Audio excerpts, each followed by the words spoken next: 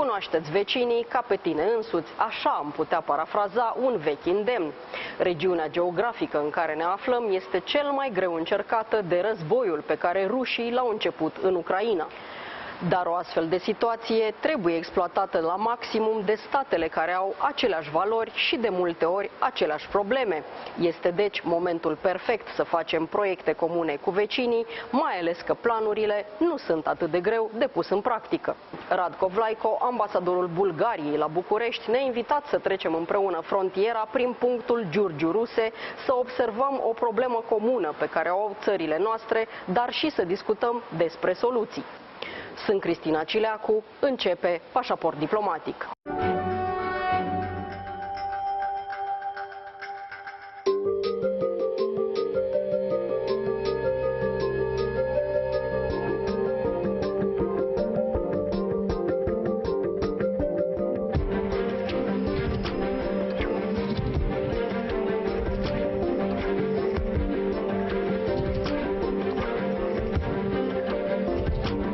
O zi obișnuită de vară în punctul de trecere al frontierei româno-bulgare dintre Giurgiu și Ruse. Coada de camioane care așteaptă să fie vămuite se întinde pe câțiva kilometri și ocupă practic o bandă de circulație. Dacă șoferii de profesie trebuie să aștepte resemnații la rând, cei norocoși, conducătorii de autoturisme, trec repede spre vamă și, din fericire, nu așteaptă prea mult. Azi.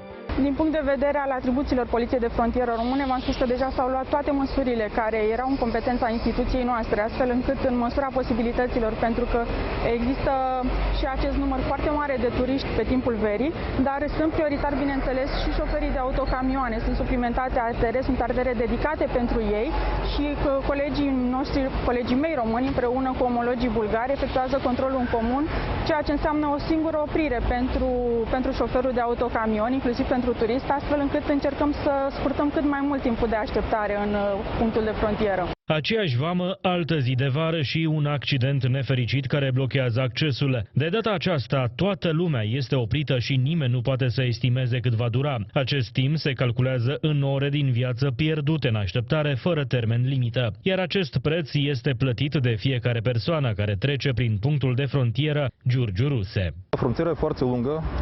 610 km. Punctele sunt 8 și încă 2 care sunt locale, asta înseamnă 10. Nu ajunge, trebuie să fie mai mult. Punctul Ruse-Giurgiu este punctul cel mai mare de toate și trafic este cel mai mare. Trafic pentru autoturisme și trafic pentru camioane. Oricât de cinic poate să sune, războiul început de ruși în Ucraina nu face decât să apropie țările care erau aliate deja. În cazul vecinilor, problemele pe care le provoacă războiul devin comune și, ca atare, și rezolvările găsite tot împreună sunt mai eficiente. Am trecut împreună cu ambasadorul Bulgariei la București prin vama Giurgiu-Ruse. Am văzut situația de pe teren, veche de altfel, și am discutat despre soluții care pot îmbunătăți traficul, dar mai mult, ne ajută să ne cunoaștem mai bine vecinii. Așa am aflat de pildă că este un feribot funcțional care poate traversa Dunărea din momentul în care partea română semnează partea ei de acord, dar și că sunt discuții despre construirea unui pod în plus între noi și Bulgaria. Radko Vlaykov, Ambassador of Bulgaria in Romania, welcome to Diplomatic Passport, special edition filmed in Ruse in Bulgaria. Thank you so much for the invitation. Ambassador, we come to Ruse with a purpose because we wanted to see a common problem that our countries have, especially the crossing border, the traffic at the crossing border Giurgiu-Ruse. This, as I said, is a common problem for our countries. And besides that, we only have 2 bridges. One is the Podul Prieteniei, Friendship Bridge, and the other one is Calafat-Vidin. Is it enough for 2 countries that actually entered together in 2007 in the European Union? First of all, I fully agree, and it's not normal on distance of 400 kilometers of Danube River to EU and NATO members to have just 2 bridges. The first one you mentioned is 70 years old. It was built in other situation. It was built because of the Soviet interest to come through Romania to Bulgaria in case that something could happen. The second one, it was built in 2013, but we started negotiations for it 96-97 during the war in former Yugoslavia, and it was the sense of this bridge in this time was to overcome somehow the problems in former Yugoslavia. Now we are in a similar situation. We have the war in Ukraine. That's why for us it's very important, for us I have in mind not just Romania and Bulgaria, but I have in mind NATO and EU. It's very important to have one strategic new bridge for railways, for other transport. This is so important now, and I hope that the politicians, they understand very well the importance of this project, and they are working hard on this. I hope that we will find the understanding of this big Bulgaria work on this. We met in Romania already understanding on this, and I hope this will be finished very soon. I want to say also that this is important not just because of strategic issues like the war, etc. It's very important for the business first, and second for the tourists. We were together with you now on the checkpoint, and you saw the situation. The people on the border, they have to keep balance between the business, the trucks, and between the normal people going for tourism. To Romania or to Bulgaria, to Greece, Turkey, etc. This is very difficult, how to keep this balance and everybody to be satisfied. From last year, exactly 1 year, 2-3 months, when the war in Ukraine started, the increasing of the trucks, of the traffic of the trucks, is more than 30%. You can imagine, before the war, it was a delicate, difficult situation, and now we have 30% more trucks. The people, I'm so happy that the tourists, Romanian tourists are on the first place among foreign tourists in Bulgaria. A lot of them, they are going to Greece and Turkey. Bulgarian tourists are on first place among the foreign tourists in Romania. And you understand, they want to go, to travel, to communicate. I think that, concrete speaking about here, about Ruse, Giurgiu, it's very important also, very fast I would say in these days, to have again the ferry, because this ferry can cover 25% of the traffic of the trucks, and we can come with 25% less trucks on the bridge. We can come to the situation before the war.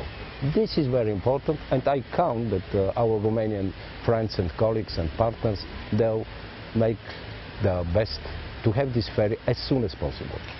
Well, usually when it comes to Romanian-Bulgarian infrastructure cooperation, our side always says it's because of Bulgaria that we don't solve the problem. I can only imagine on the Bulgarian side is the same situation. Overall this, with the war at our borders, as you said, European Commission actually supports our country to build at least one new bridge, because we only have 2 bridges and looks like the Danube divides us instead of uniting us. Absolutely. Now that Bulgaria has a new government, we also have let's say stability in Romania from the political point of view. That something will actually move? First of all, allow me to say that European Commission, NATO, our allies and partners, they fully support the connectivity between Bulgaria and Romania. And this one bridge, new bridge between Ruse and Giurgiu, is just one of the possible bridges in the future. But let's focus on this one, because it's really very important from different reasons. We started the negotiations. I'm 1 year and 4 months, 5 months ambassador to Romania, and all the time I'm working very hard with Bulgarian authorities and with Romanian authorities on this issue. In the beginning, the idea was to work on 5 bridges, what is in this moment probably not so realistic to work in one and same time for all 5. We can be focused on one, and when we start, when we sign the agreement, we will work on other 4. I would say that the new Romanian government, after the rotation in the Romanian government, and the new Bulgarian government after the elections on the 2nd of April, they were elected in one and same period with frame of 5-10 days. What was very, very interesting, that there are practically new governments in both countries. The political will exists in general. The first visit abroad of our Prime Minister, excluding, of course, the summit in Vilnius and the meetings in Brussels, the first bilateral visit was to Romania. I can tell something which is for me very important, and as ambassador I'm very, very satisfied on this. The Ministers of Environment, on the second day when new Romanian minister was elected, and 1 week after electing of Bulgarian environment minister, they started to be on telephone call and immediately started to work together on the problems coming from this new Kakhovka and the dangers for the situation in Black Sea for the water, air, etc.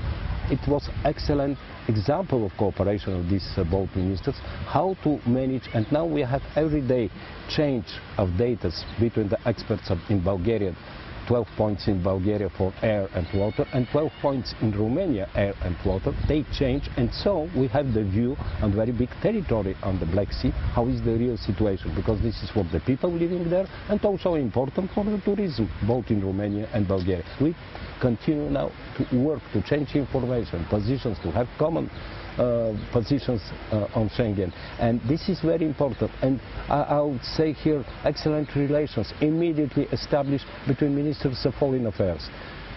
Both ladies, they know from Brussels, they work together in Brussels.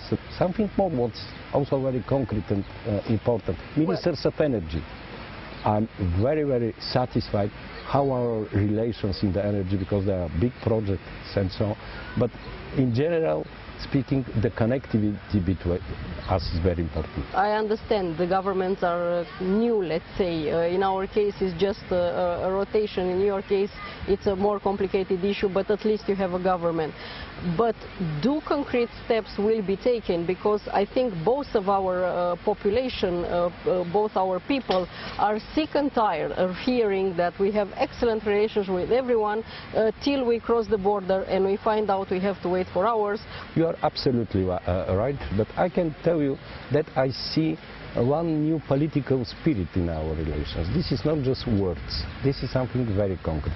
A lot of ministers here in Romania and in Bulgaria, they are technocrats, they are not politicians. They understand the sense of concrete work and of concrete agreements. That's why I am, I would say, a realistic optimist that these technocrats, ministers, they will do their job on the best way, and together with the experts, together with the diplomacy of both countries, our efforts, they are also very important.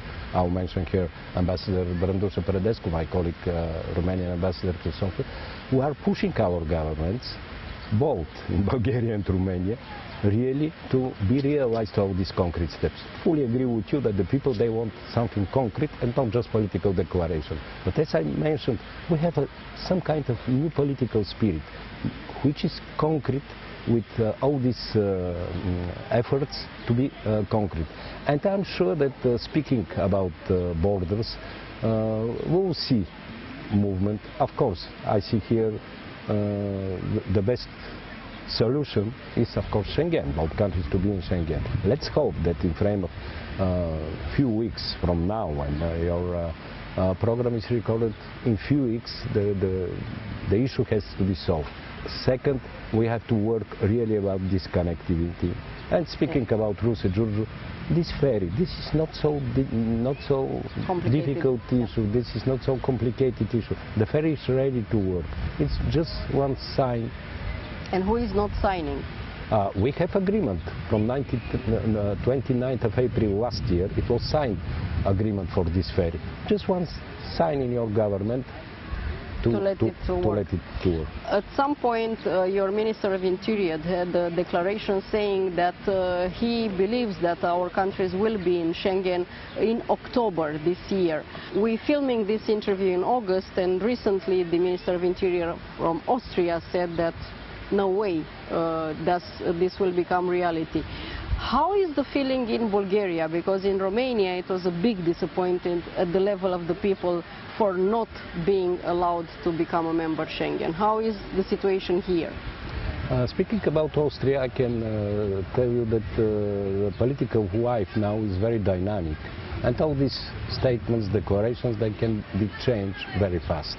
What have I in mind? I have in mind that we have a lot of efforts, Romania with Austria, Bulgaria with Austria, on bilateral basis also, to convince really Austria that the problem, which is for them difficult, migrants, etc., this is not problem of Bulgaria and Romania. This is problem with other sources for these migrants and so on. That's why I hope and I strongly believe that all these political efforts, the position of European Commission, the position of European Parliament, finally they will have some influence on the position of Austria. That's why I am also disappointed of this position of Austria, but in the same time I'm expecting some change. I think that the objections of Netherlands, they will be already solved? Yes, solved, because these laws which our parliament has to adopt, they are already adopted. And I hope also with my Romanian partners and colleagues, with Bulgarian colleagues and politicians, we hope that it's realistic during the Spanish presidency, and that means having in mind when the councils are, in the end of October, to be taken a positive governance. Speaking about the disappointment of the people, yes, I fully agree with this. This is disappointment of normal people, this is disappointment of the politicians, because the politicians, they don't have the result which is normal to have. The countries like Austria or Netherlands to recognize our success like countries. Romania and Bulgaria will fulfill the technical requirements for Schengen, both countries, in 2011. After that, everything is political decision through us. This is not fair. This is not fair because both Romania and Bulgaria were so loyal partners. Speaking about EU, NATO is also, but it is another question. Speaking about EU, about Schengen, we are so loyal partners. And to have such a relation, this is something which is, I would not say, fair. Well, Ambassador, speaking of Russia, Bulgaria has its part of citizens that are pro-Russian. It's the common history you had.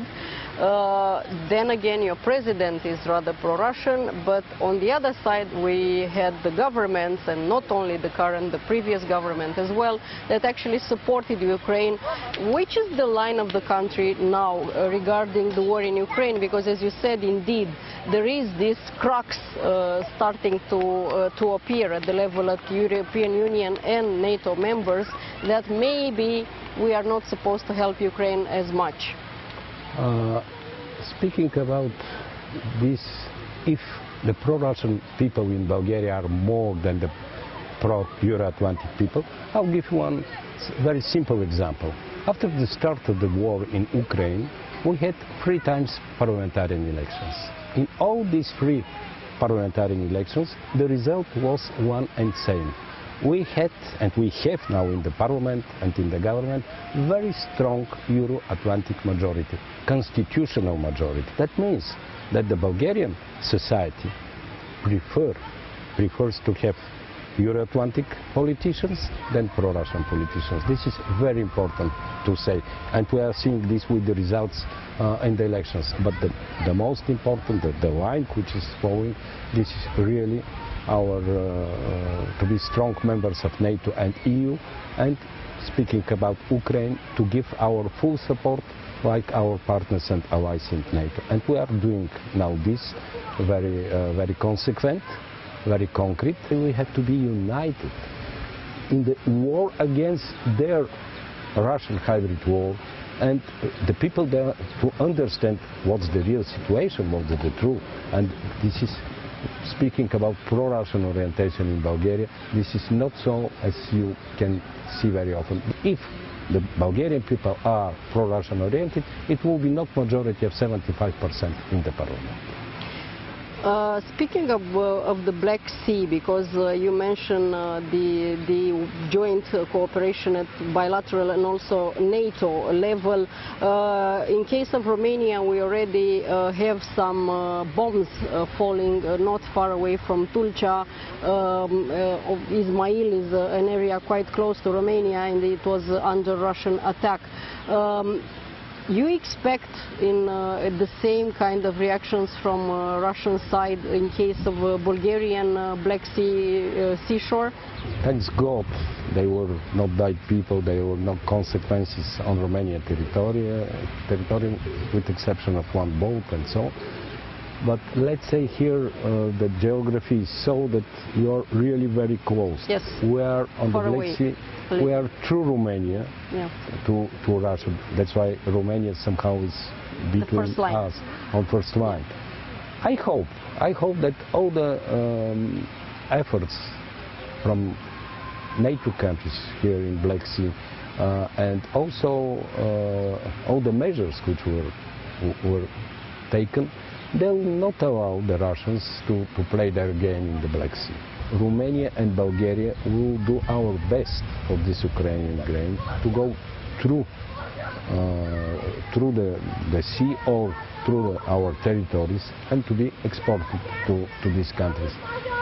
Our concern is big because Black Sea, not just because Romania and Bulgaria were in the Black Sea, but Black Sea is traditionally such area and such a region which could be very dangerous for whole Europe and for the whole world.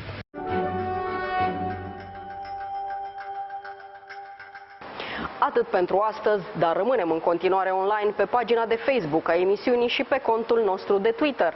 Revenim cu subiecte noi din lumea diplomației și a politicii externe, vinerea viitoare de la 11:30 și reluare sâmbăta după miezul nopții. La revedere!